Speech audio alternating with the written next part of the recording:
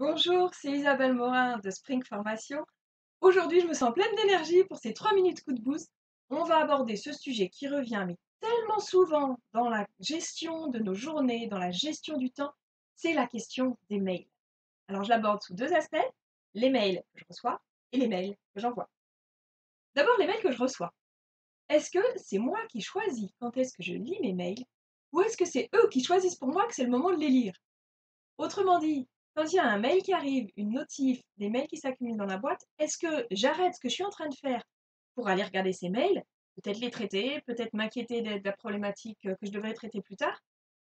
Ou est-ce que j'alloue un temps pour chaque chose? Quand je suis sur un dossier, je suis sur mon dossier, la boîte mail est fermée, et quand j'ai terminé de traiter ce dossier, j'ai alloué un moment où je vais aller regarder mes mails, ouvrir ma boîte mail et regarder mes mails.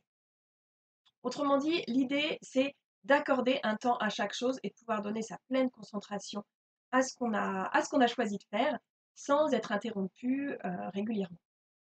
Alors quel est le bon rythme? Est-ce que c'est une fois par jour, deux fois par jour? Ça dépend de vous. Il n'y a pas de bonne pratique. Ça va dépendre de, dans votre cas, est-ce que c'est gênant si je ne vois pas mes mails d'ici 2 heures? Est-ce que ça porte à conséquence? D'ici 4 heures, est-ce que ça porte à conséquence? D'ici la fin de la journée, ça porte à conséquence? La réponse à cette question va vous donner la bonne fréquence. Donc ça peut être une fois le matin, une fois l'après-midi, ça peut être en fonction de votre organisation et des conséquences. Et donc l'idée, c'est je prends des temps sur des choses différentes et je prends des temps où je vais traiter mes mails. À ce moment-là, je vais lire mes mails.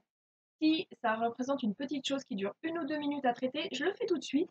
Si c'est plus long, à ce moment-là, je vais planifier, décider du moment où je le traiterai ensuite. Ça, c'était pour les mails que je reçois. Maintenant, il y a les mails que j'envoie. Souvent, ça va plus vite d'envoyer un mail que d'appeler la personne, de faire un rendez-vous ou une réunion. Mais est-ce que ça va vraiment plus vite? Alors dans l'instant, oui, pour envoyer le mail, ça va plus vite.